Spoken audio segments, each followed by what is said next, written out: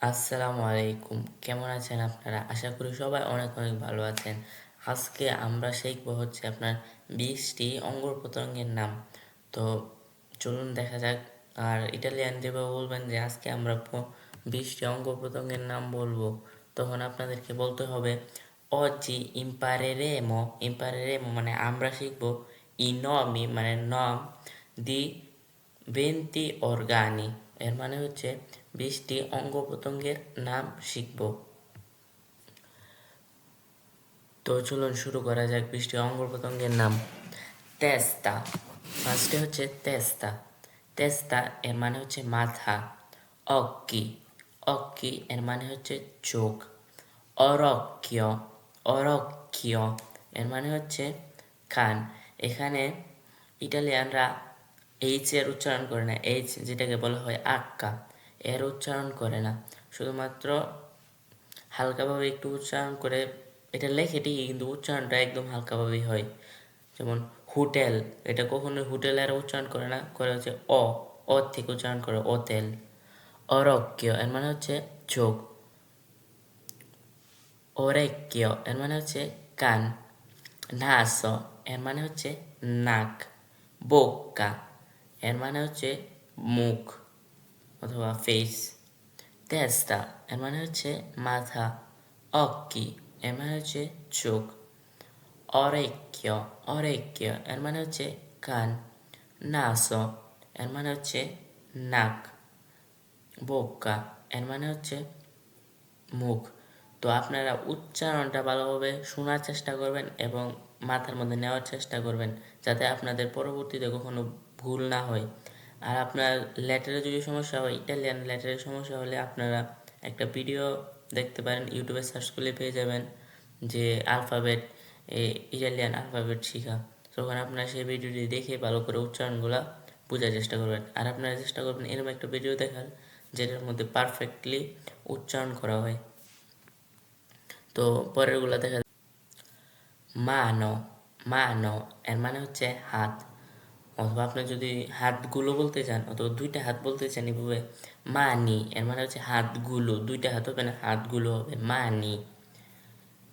পিয়েদে, পিয়েদে, পিয়েদে এর মানে হচ্ছে পা।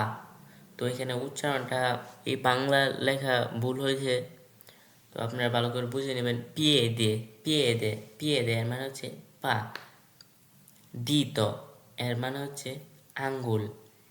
ব্রাচ্য, ব্রাচ্য এর মানে হচ্ছে বাহু, হাতের বাহু, যেটা আর কি এই ইয়ার হাতের বাহু, হাতের বাহু যেটাকে বলা হয় এটাকে বলা হয় বাহু আর কি। স্তোমাকো, স্তোমাকো এর মানে হচ্ছে পেট। স্তোমাকো, পেটকে আবার আরেকটা ভাষায় বলে সেটা হচ্ছে আপনার পানসা, পানসা এর মানে হচ্ছে, এর মানেও পেট। ইয়া অর্থ পেট, মানে স্তোমাকো, স্তোমাকো, স্তোমাকো এর মানে হচ্ছে পেট। পানসা এর মানেও পেট। কোরে, কোরে এর মানে হচ্ছে হৃদয় অথবা হার্ট। স্পাল্লা, স্পাল্লা এর মানে হচ্ছে কাঁধ অথবা গাড়ের নিচে, যেটা আর কি হাতের উপরে গাড়ের নিচে। স্পাল্লা কাঁধ। স্কেনা পিঠ অথবা আপনার মেরুদণ্ড। স্কেনা, স্কেনা। চি আক্কা ই এর উচ্চারণ হয় কি। চি আক্কা আ এর উচ্চারণ হয় কা। চি আক্কা এ এর উচ্চারণ হয় কে। স্কিয়া, স্কেনা, স্কেনা এর মানে হচ্ছে পিঠ। গাম্বা, গাম্বা এর মানে হচ্ছে পা, কিন্তু পায়ের মানে হাঁটুর উপর এটাকে বলা হয় গাম্বা। হাঁটুর উপর থেকে এই কোমরের নিচে যতটুকু আছে এটাকে বলা হয় গাম্বা। পিয়েদি এর মানে হচ্ছে হাঁটুর নিচ থেকে যেটা, এটাকে বলা হয় পিয়েদি। আর গাম্বা বলা হয় হাঁটুর উপর থেকে। পিয়েদি, পিয়েদি আর গাম্বা দুটো কিন্তু একই, একই পায়ে বোঝায়, কিন্তু পায়ের উপরের অংশ নিচের অংশ দুইটার মধ্যে পার্থক্য আছে। পিয়েদি এর মানে হচ্ছে আপনার হাঁটুর নিচের অংশ। গাম্বা এর মানে হচ্ছে আপনার হাঁটুর উপরের অংশ। জিনক্য, জিনক্য এর মানে হচ্ছে হাঁটু, যেটা, যেটা হাঁটু আর কি। কিন্তু জিনক্য, ভালো করে উচ্চারণ করবেন, জিনক্য হাঁটু।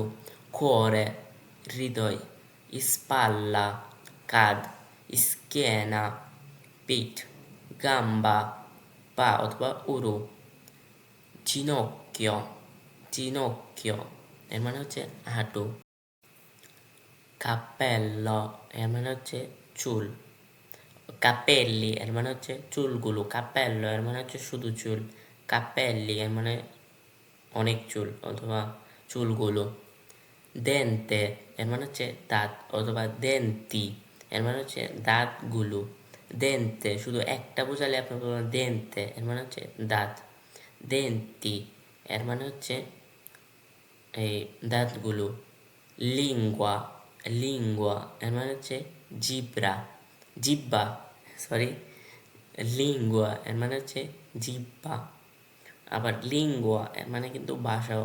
তো দুইটা একটু ইয়াতেও বানানে একটু পার্থক্য আছে, কিন্তু উচ্চারণটা মোটামুটি সেমই হয়। লিঙ্গুয়া, জিব্বা, লিঙ্গুয়া এর মানে ভাষাও। কল্লা, কল্লা এর মানে হচ্ছে গলা, কল্লা এর মানে হচ্ছে গলা। আবার গলা ডাইরেক্ট আপনার যেটা গলা বলি এটাকে কিন্তু গলাও বোঝায়, ইটালিয়ান ভাবেও গলা বলে, দুইটা একই।